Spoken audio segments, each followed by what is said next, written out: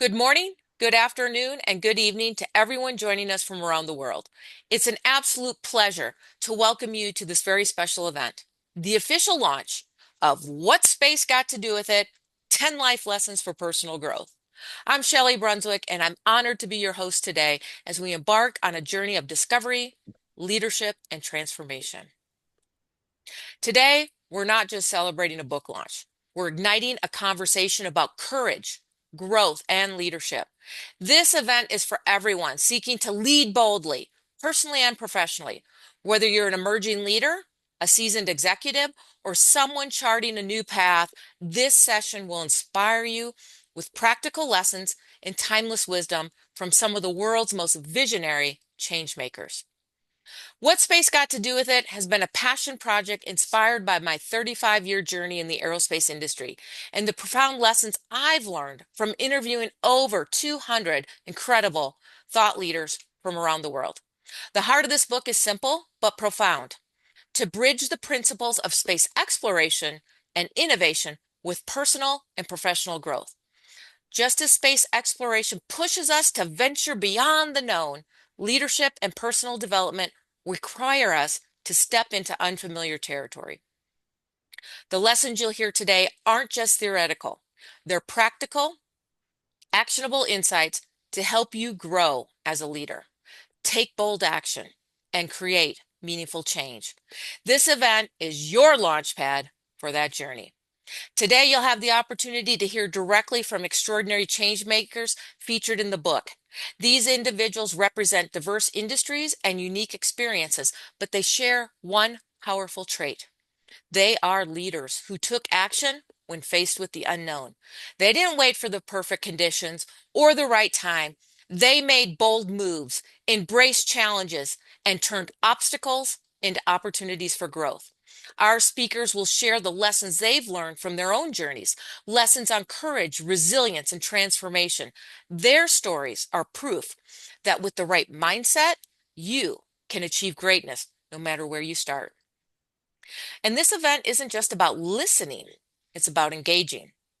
So I encourage you to take notes, reflect on the insights you hear, and think about how you can apply them to your daily life. If you're inspired by something a speaker says, I invite you to share it on social media using the hashtag, What's Space Got to Do with It? We'd love to hear your reflections and your biggest takeaways. This is your opportunity to connect with wisdom that can help you lead boldly, innovate with confidence, and thrive in the face of adversity. So if something resonates with you, write it down. If something inspires you, share it. And if something challenges you, lean into it. That's where growth will happen. Now, it's time to meet our featured speakers. Each of them brings a unique story of courage, growth, and leadership. Their insights will challenge, inspire, and empower you to lead boldly in your own life. I'd like to start with Antonio Stark. Antonio is a global space policy and strategy expert with over a decade of experience in the aerospace sector. He currently serves as the Global Alliance Lead at iSpace Inc., focusing on lunar transportation and resource development initiatives. Antonio, we'd love to hear your 2-minute introduction. Hi, Shelley. It's really good to see you and see the other co-authors here in this session. Thank you so much for the introduction of the book. It's been a real honor to contribute to the book. As you mentioned, I've been working in the space industry for the last decade across multiple functions. I'm currently working in iSpace, where we build cislunar ecosystems and infrastructure and lunar landers.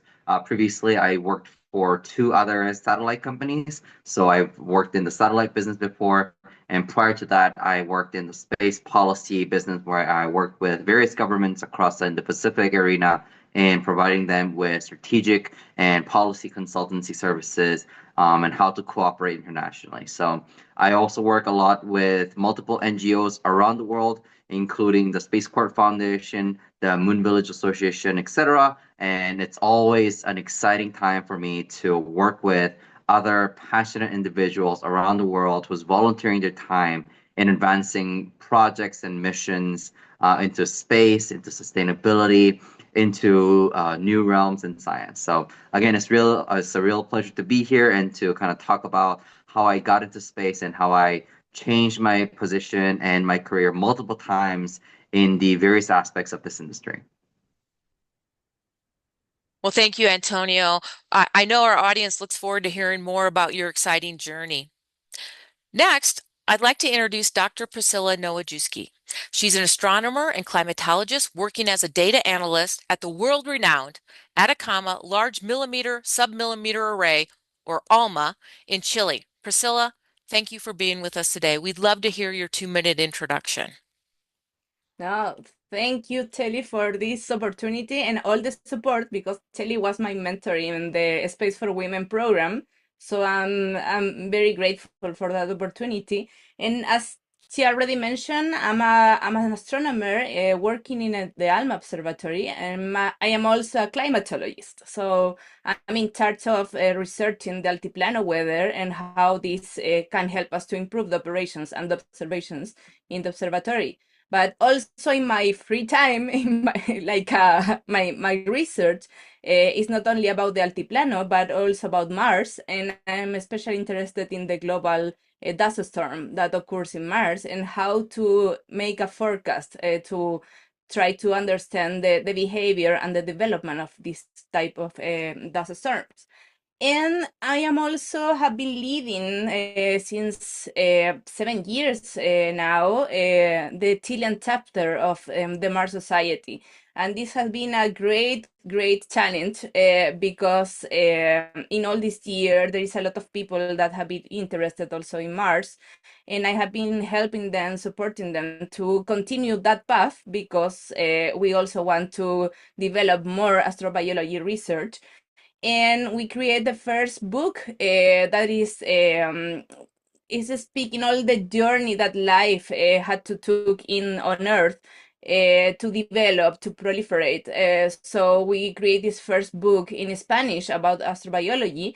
And also last year we create the first, one of the first, I want to say it's maybe it's not the first, but one of those, an exposition of watercolor and another techniques to explain how art and science can help together to explain people how the solar system was formed, and also all our visions related to this planet. So I have been working researching, writing, and also as an artist doing a lot of contribution about solar system and all the knowledge into that. Thank you. Thank you so much, Priscilla. We're going to look more forward to hearing more about your insights shortly. And next, I'd love to introduce Carlton D. Johnson. He's the chairman of the board and the CEO at the National Space Society. With a distinguished career in strategy and risk management, he empowers Fortune 500 companies and global organizations to navigate complex challenges and drive sustainable growth in the space and cyberspace sector. Welcome, Carlton. We're so excited to have you share your 2-minute introduction with us.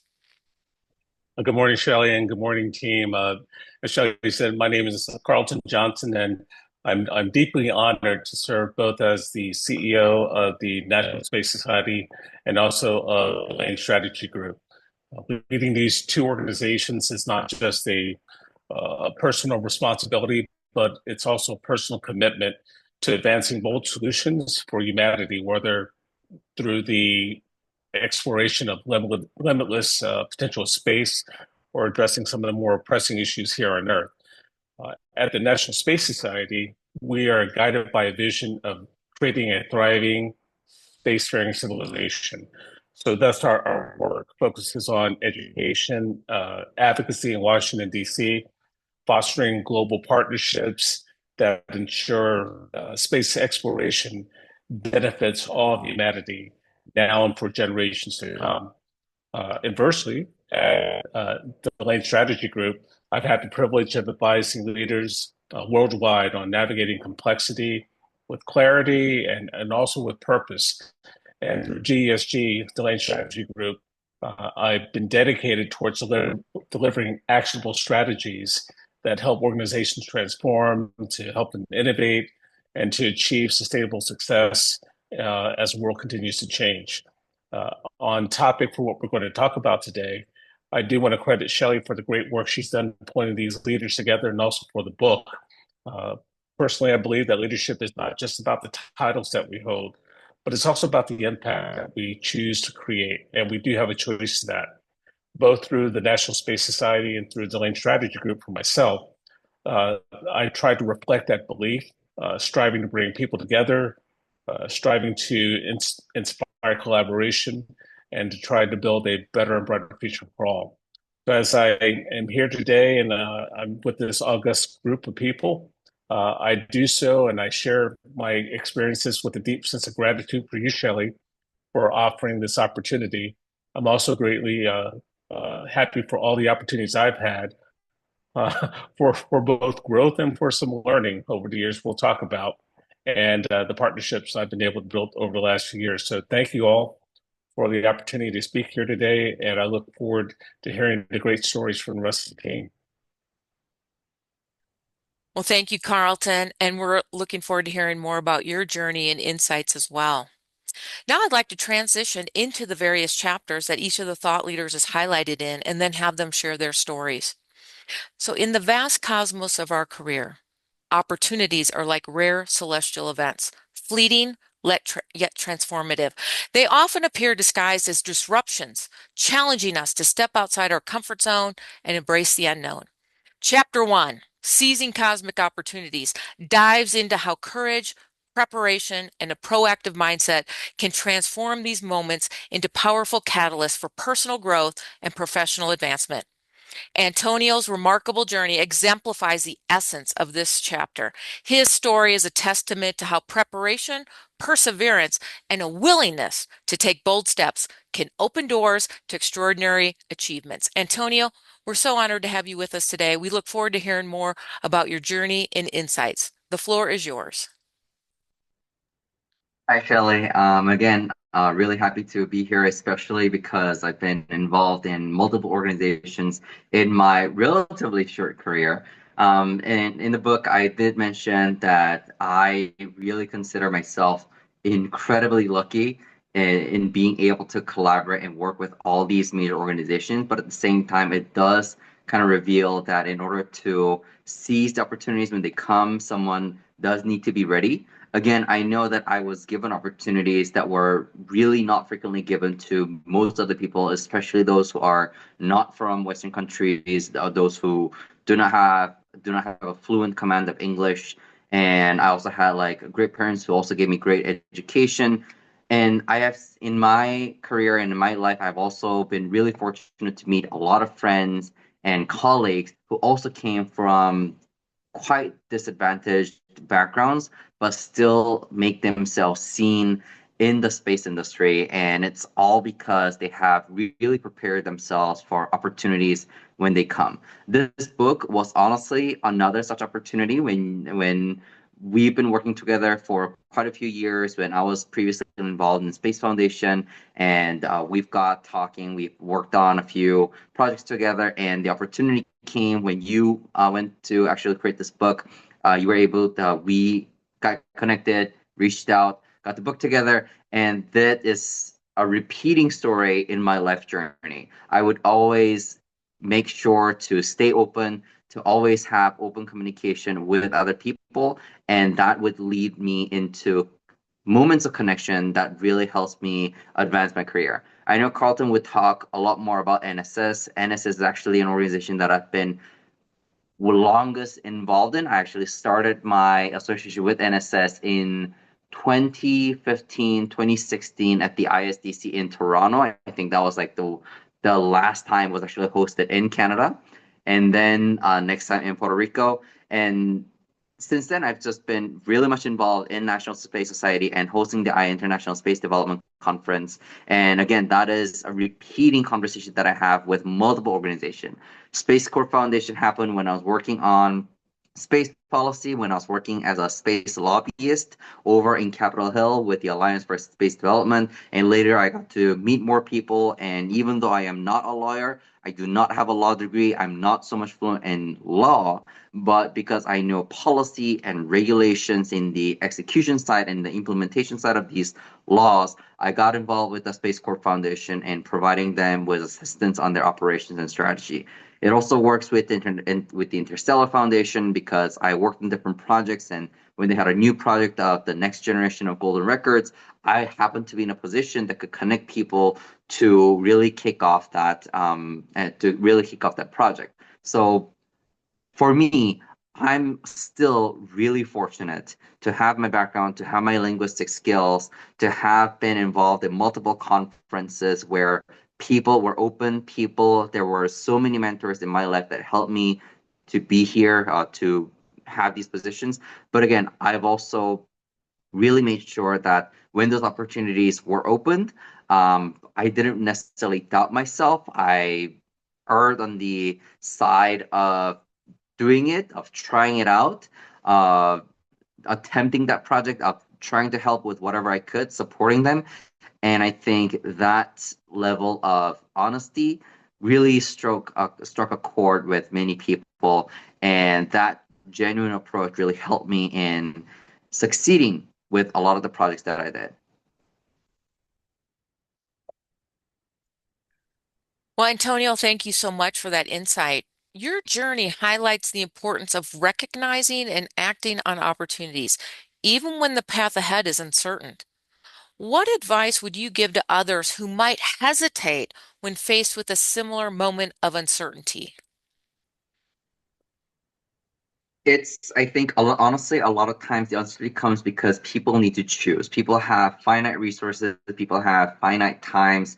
I started my journey when I was a university student, where of course everything is about choice. I need to either focus on my studies, or I can skip the class, attend the conference, I can skip my assignments and do extracurricular work on and honestly, I cannot advise anyone on which way is right. And in all my career, I have seen people who have chosen different paths, and in each path they excel. I don't think it's necessarily about the choices that they need to make, but kind of the determination that whichever choice that they do make, they really try to show up their 100%. I have seen that regardless of they choose the academic career, they pursue a PhD and really go into that one vertical, they're 100%. On my side, I was more the extracurricular kind where I would do a million things on top of my academics. But in any of the instances, I still made sure that the people that I worked with, I did not leave them hanging. I did not show up to work. I really tried to make sure that I was a genuine presence and that for the projects, I don't like fake anything. I really tried to make sure that the resources was done, double checking, triple checking, and that really helped. And so for anyone who is kind of afraid, who is really at the crosshairs of trying to figure out which path they need to take, I really hope that they will be able to make a choice where they feel that they can really insert themselves 100%. They may doubt themselves now, but once you can make that choice, they can stay consistent with that choice, stay consistent with the people that they've decided to work with. Again, my network, my people are my greatest asset. Sometimes we have had disagreements. Right now, I am living in Japan, which is the 10th country I'm living in. And while living across multiple cultures and multiple countries, I have realized that people are usually simply different, not right or wrong. And being able to embrace those differences was really a good factor in helping me collaborate open-mindedly and really, again, be present, give myself 100%. Initially, you might not like the people that you are paired with, again, academically or extracurricularly in organizations, but trusting them, trusting the process, trusting the people that I work with, and working with them with with that high level of integrity and honesty, that was just my secret sauce of getting where I am now. Thank you, Antonio. What I'd like to do is pivot this over to Carlton. How do you see the lessons of taking advantage of opportunities playing a role in the future of leadership, especially for the next generation? Wow.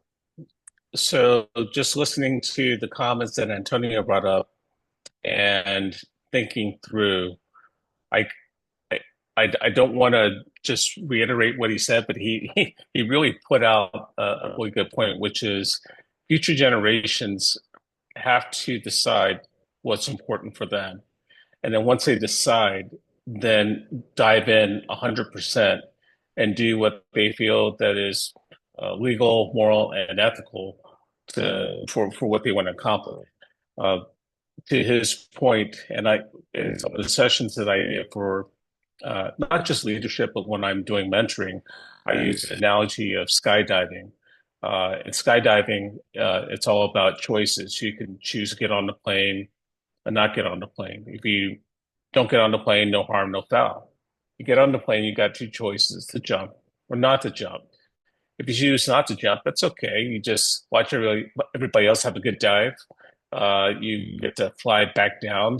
You lose all your money that you spent on the flight, and everybody talks about you, but you didn't jump.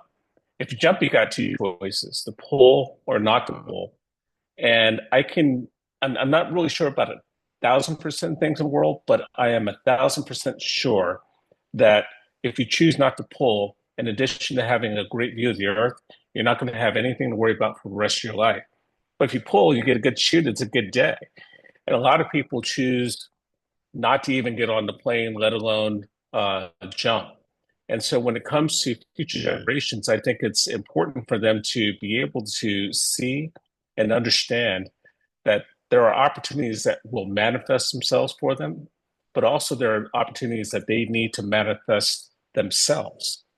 And it all comes down to choice. It comes down to decision. And once you do that, you could either approach it from the perspective of just going out, embracing it, giving everything you got, or not. And if you, I got to be careful how I say this, but in the military, I used to say, if you half it, well, then you get exactly what you asked for. But if you dive in 1,000% and you make it so manifest inside your heart and soul that nothing can stop you, you can do remarkable things.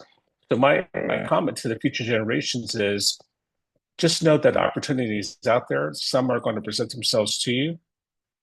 Many will not. You may have to create those opportunities, but either way, you got to make a choice on what you're going to do with it. Great insight, Carlton.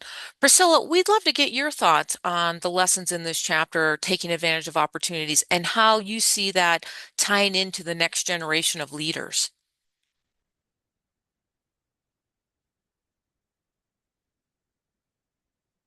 Oh, you're on mute. Yeah. There we go. Yeah, now I'm muted. So I was thinking when I was hearing both of you talking about your careers, I think mine has been very different because I think in science and at least in South America, we are not so well. The planetary science is not well developed also in South America. So this is also my career had been also something that I have been taking all the opportunities that I have been given, but I had to create a lot of them with a very I had to the idea is always to have an objective, a clear objective. What do you want to do? Which is your goal? Because in my case, I am the only one that I'm talking in Chile, in my country, about planetary atmospheres. Nobody else is talking about Mars.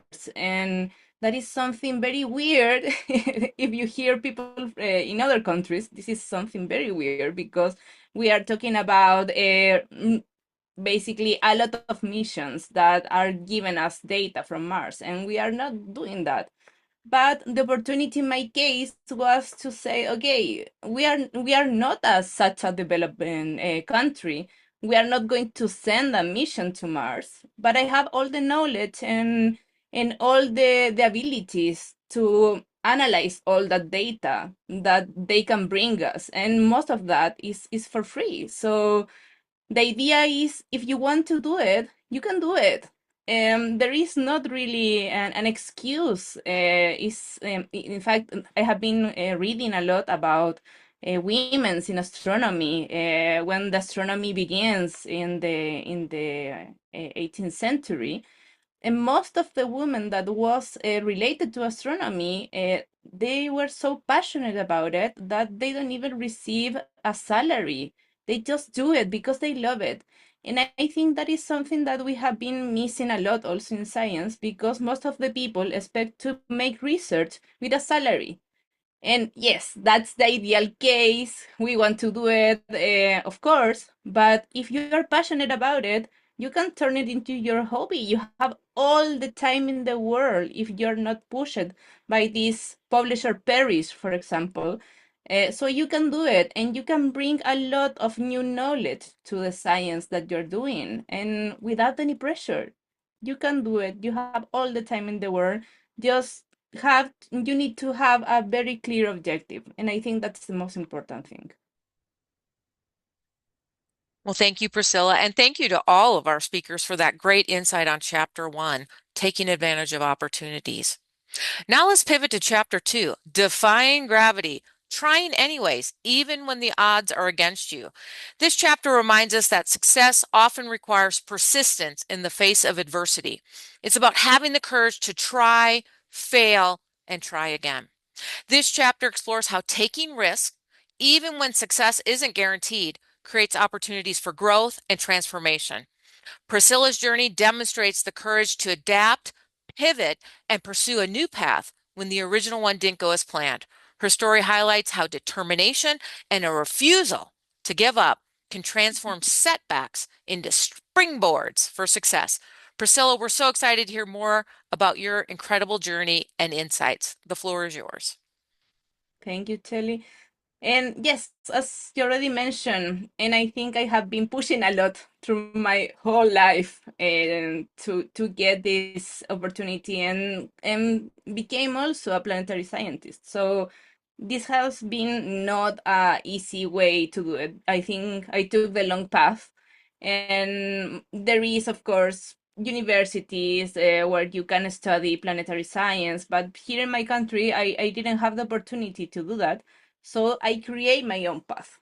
And I don't have the typical scientist story that when I was little, I wanted to be a scientist. No, I discovered that when I almost finished in my school, my high school. But what I think is that I love nature, and that's the thing that sent me to study science. And I was particularly interested on animals, on life, and when I had the opportunity to hear more about life in other planets, that was my thing. I discovered my passion after several years, not when I entered to the university, I studied physics. And in parallel, I was working with several astronomers to also know more about the work that they do, and with topics. Maybe I was interested and to discover which are the topics in astronomy. And in that time, I am talking about the early 2000, there was nobody here talking about planets, and that was very challenging, because I knew that I love planets. I wanted to know more about life in other planets, but nobody was talking about that. And I took the opportunity several years after that when I was in my PhD. And in fact, I moved to climatology, because this gave me the opportunity to be more involved into astrobiology and also planetary science. And it took me, I think, maybe 12 years to be in the topic that I love. I'm an expert on atmospheric dynamics, and this is also very weird in the weather world, because most of the people like to make more forecasting, and I like equations. So I took this very long path, and most of the time I have been also involved on. I have been studying a lot. I didn't took It didn't finish with my PhD. I have been also studying after that with a lot of numerical simulation, very involved also in computation, and trying to understand and to know which are the tools that will allow me to continue doing my science. Not only Mars, but also this is a new brand like exoplanet climatology, and that was my PhD. So I think this has a very long journey, but for me, it haven't been something, I don't know. I have been enjoying all the time, all the things that I have been doing, because this also had given me the opportunity to know a lot of people from different countries, also to know more about my planet. I am so in love of my planet, and this is something that I usually talk in my talks. Also, when I was doing classes before arriving to Alma, I made several classes. So all the people that I know, they know that I talk that we have a very big responsibility with our planet, and that is something that I usually said to them. And this is information, and this is something that I know after all this year studying my planet and also other planets, and this is something that we all need to know also. Thank you for sharing that. Priscilla, your story reflects the power of persistence. I mean, you said 12 years and the courage to pivot because you were getting one PhD and then pivoted another way. Can you, what advice would you give to those facing uncertainty, of a similar crossroad? They're in a Mm. crossroad and they need to make a decision. What do you recommend? What's your advice to them now that you're a mentor? Yes, I'm happily a mentor also in Space for Women, following the step of Telly. And also here in my country, I became a mentor also last year. And I think the most important is to have support. Um, I think I was very lucky because I have the support of my family, my partner, my friends also that were all the time telling me you can do it. And when I was facing a problem, they also told me like, do you know that in England they are doing something similar, that the thing that you are doing here by yourself? And it was like, okay, I have to continue because this is something that I opening, and I think it's something very important.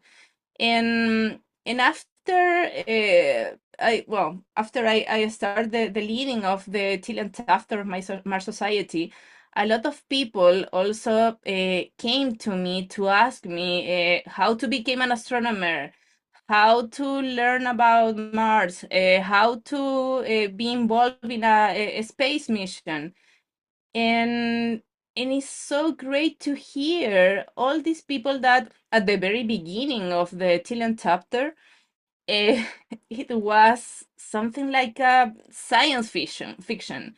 Most of the people were telling us about, okay, you are looking for aliens and you are very have a holistic approach. And no, that wasn't our goal. We, with science, we educate a lot of people. And after 7 years of talking about this topic, we realized that most of the people now know that this is not science fiction, and this is something that also from Chile we can do it. And it's very important to dedicate a lot of time to support people so they can also believe that they can reach to the stars. Why not? Chile is one of the most important countries in the world in astronomy. And why not? Maybe in the future we can become also pioneers related into science, related to space. Why not? And that is something that I usually like to share and support. They can do it. I did it. Why not? You can do it also, and that's very important to understand. Thank you, Priscilla. You're such a pioneer. For Antonio, how do you see the lessons from this chapter, trying anyways, even when the odds are against you, playing a role in the future of leadership, especially for the next generation of leaders? My journey has indeed been about trying again and again for the same things, for different things. what I've learned in my many failures and the eventual success is that one is never alone. One society is really, really that person's greatest asset. That's also why I have been engaging a lot in social media and other media platforms like Instagram or LinkedIn or Facebook. My heavy presence there is not necessarily for me to kind of talk about myself, but also kind of to share my journey, very similar to how you, Shelley, is also sharing your journey and being out there. When I am trying to do the same things and know that my own capacity is limited, I'm always really impressed and really thankful by the support that I get from the most unexpected times. Like when I'm trying to do something new, when I'm trying to like apply for a scholarship, apply for an award, a lot of times I would talk about it in different social media and connections that I have not had contact from years ago, or people who I have not known has pivoted to this industry, yet would come out and reach out to me, provide support, guidance, and oftentimes mentorship. Like as someone who was really entering this career at a young age, I have I was again really fortunate to have one of the few of the best mentors in the industry who have graciously given a lot of their time. Um, and they were able to help me out because I was really proactive in asking for help. I was really proactive in sharing my life and really being authentic in my approaches.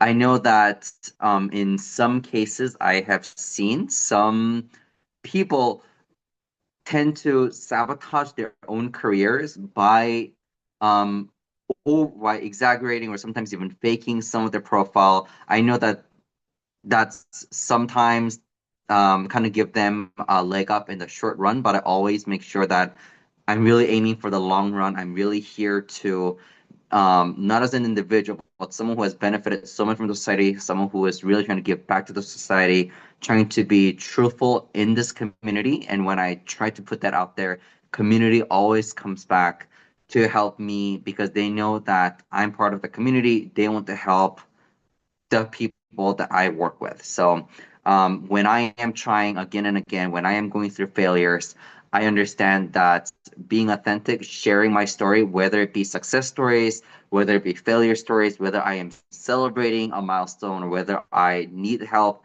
in a new project I'm looking for, my approach in keeping the community close has really helped me in overcoming such difficulties. Thank you, Antonio. That's fantastic insights.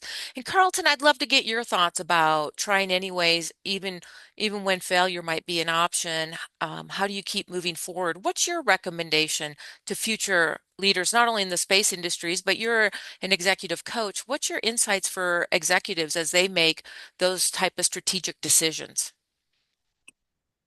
Well, at the end of the day, nobody's perfect. And I think we learn most of our best lessons when we fail. It's okay to fail. It's okay to fall down as long as you get up. And a lot of people, for whatever reason, uh, either because of societal upbringing or personal upbringing, a lot of people feel, hey, I just can't fail. I just can't let this happen. I, in my experience, there are few times where failure is absolutely not an option. Two examples, and one, space community. When you look at what happened with Apollo 13, the decision was made at the senior leadership level at NASA.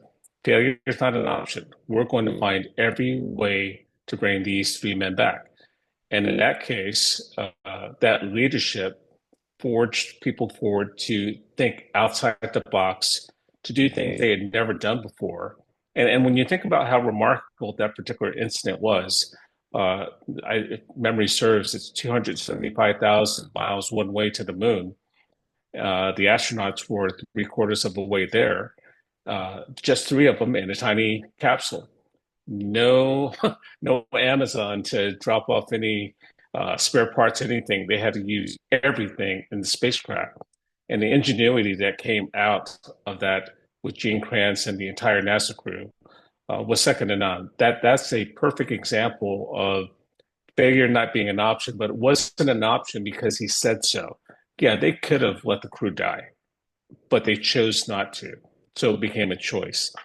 The other example I want to use is when it comes to the experiences I've had in the military.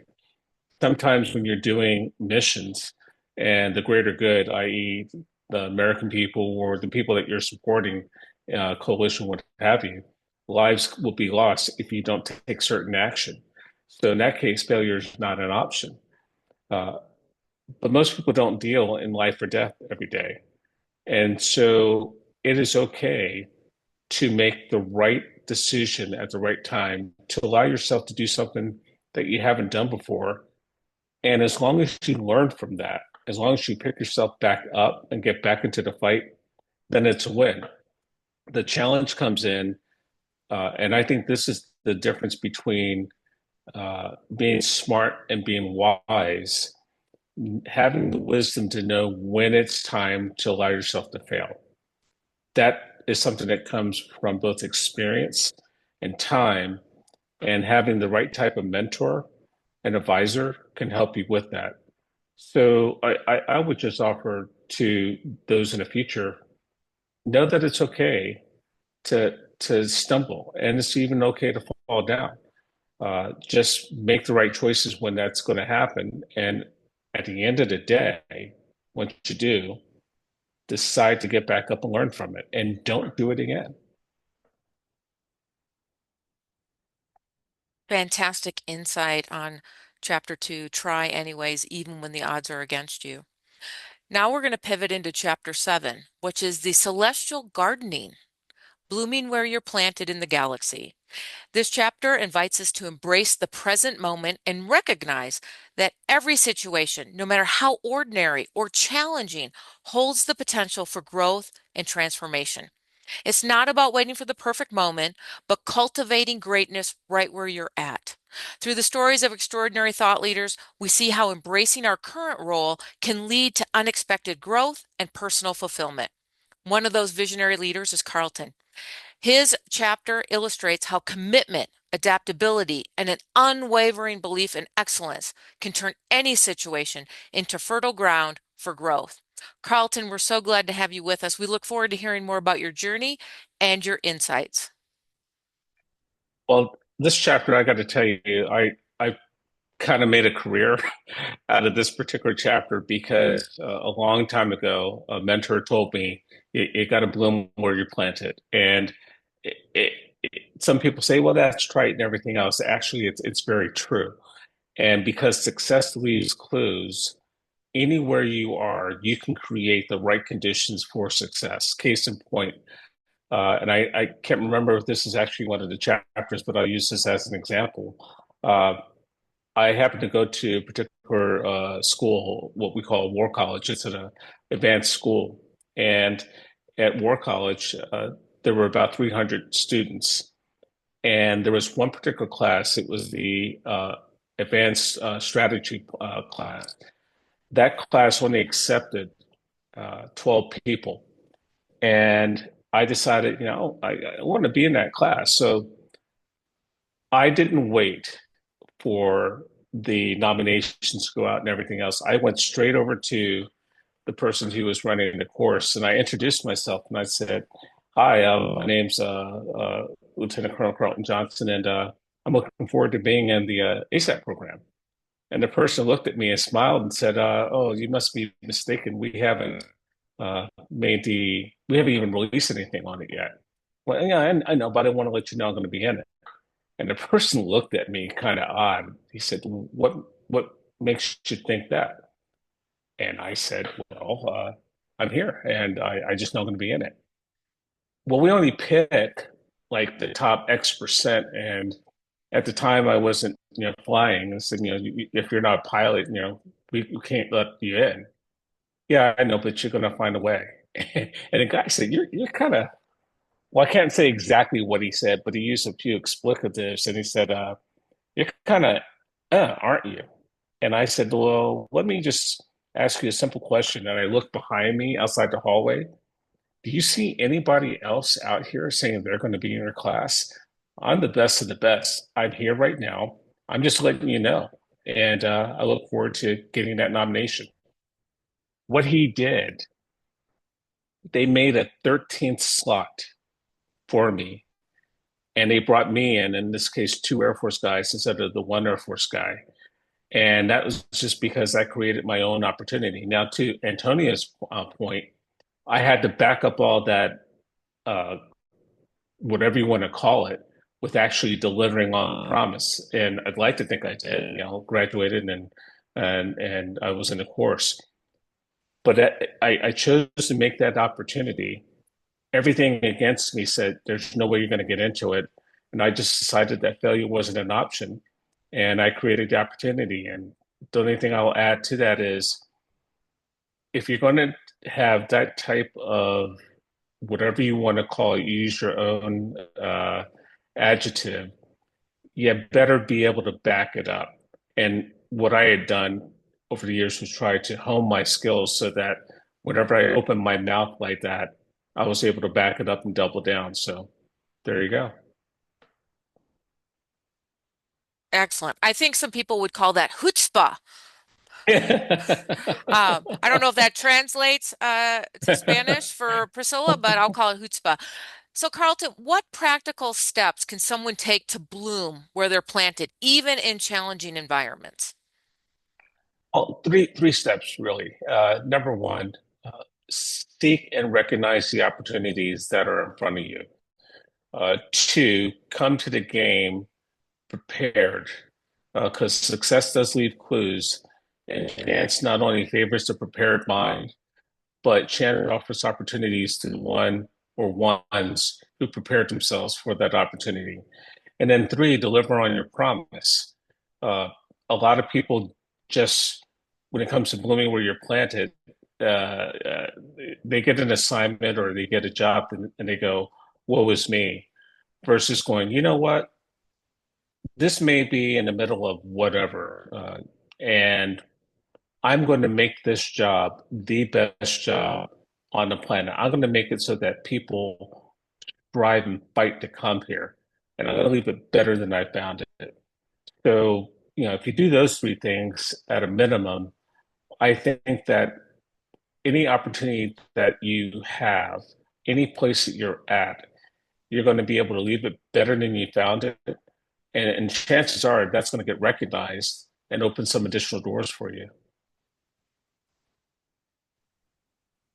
Fantastic. Priscilla, I'd love to hear your thoughts about blooming where you're planted. You highlighted that when you started, Chile did not have a per se space program, planetary science.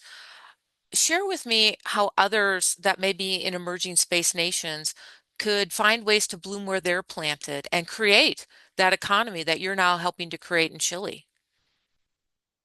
So we are still in development. We don't even have an space agency yet. But I think at least from research, from science, there is a lot of things that we can do.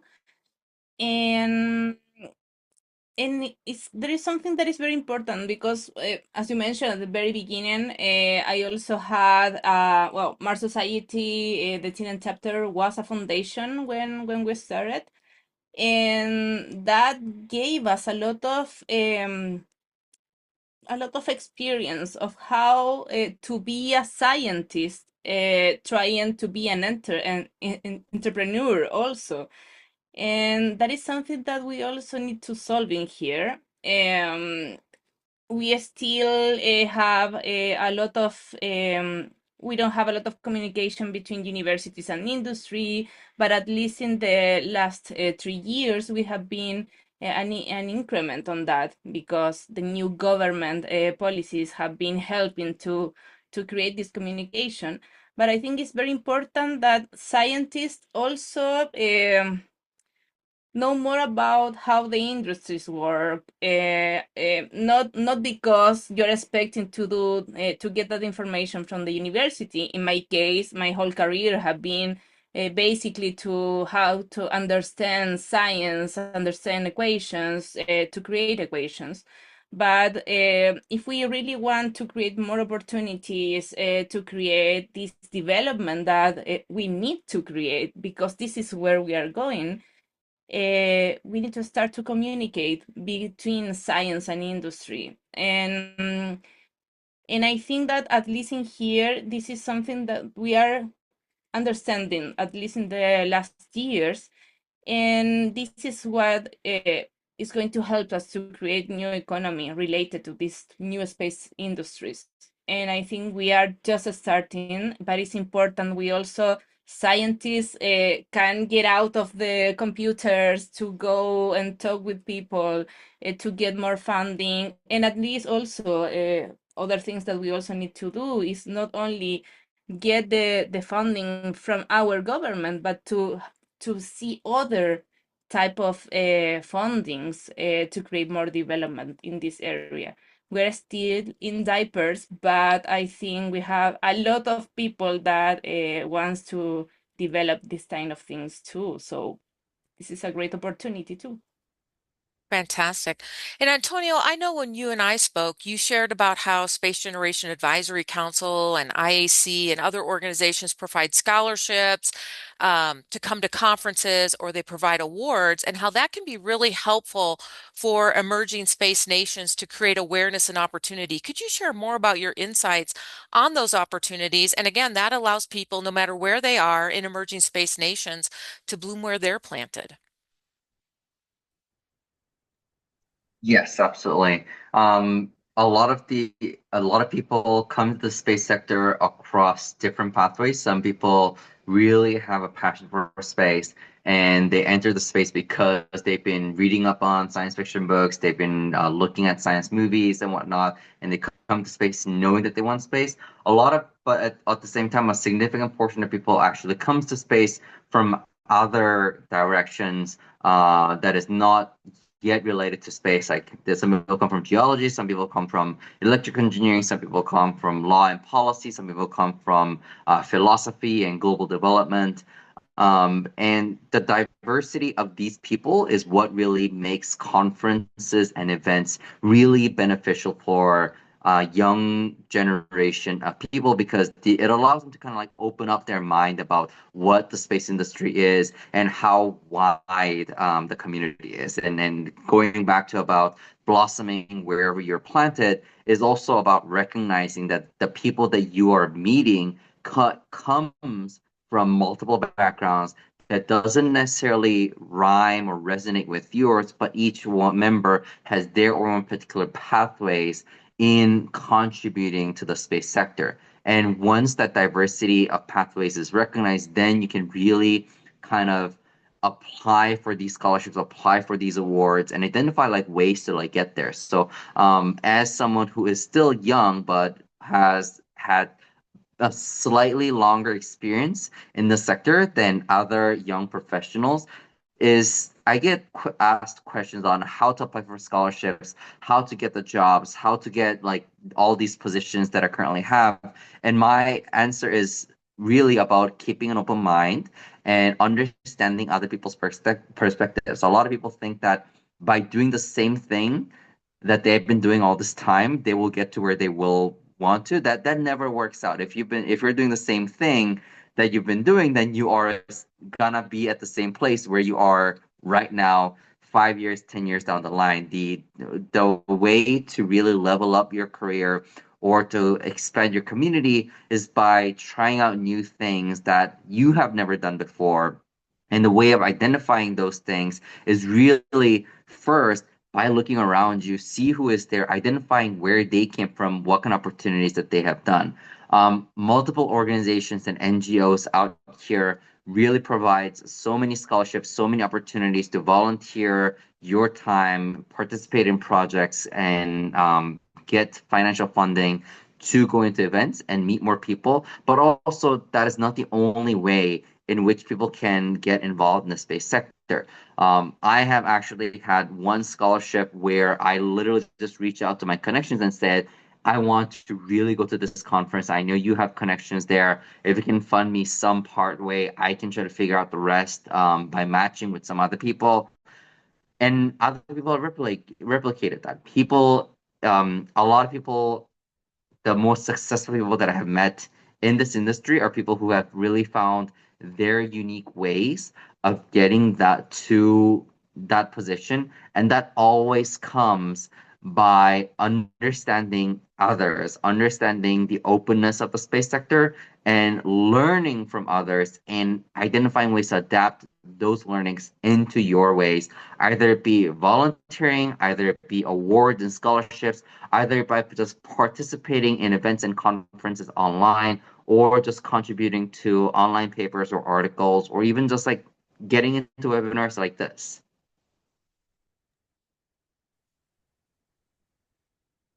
Thank you all for those insightful uh, thoughts about blooming where you're planted. Wow, I'm just overwhelmed with how extraordinary this session has been today. We've taken an inspiring journey through the transformative lessons from What Space Got to Do with It, 10 life lessons for personal growth. And together we've explored how courage, resilience, and the ability to embrace the present moment could lead to personal growth and impactful leadership. It's been a privilege to hear from the powerful stories of these visionary leaders, Antonio, Priscilla, Carlton, each of whom embodies the principles we've discussed. Their experiences remind us that no challenge is insurmountable, no opportunity is too small, and no dream too distant when approached with determination and the right mindset. As we reflect on today's session, the lesson shared by our extraordinary speakers resonates deeply, offering powerful insights of our own journeys. Antonio's story reminds us that opportunities often come disguised as challenges. They demand courage, preparation, and the willingness to take risks. By staying ready and embracing the unknown, we can transform fleeting moments into catalysts for growth and innovation. Priscilla's journey is a testament to the power of persistence. Even when the odds seemed stacked against her, she adapted, pivoted, and persevered. Her story teaches us that adversity is not the end of the road, but a powerful opportunity to learn, evolve, and achieve new heights. It's a reminder that success often begins with the courage to try again.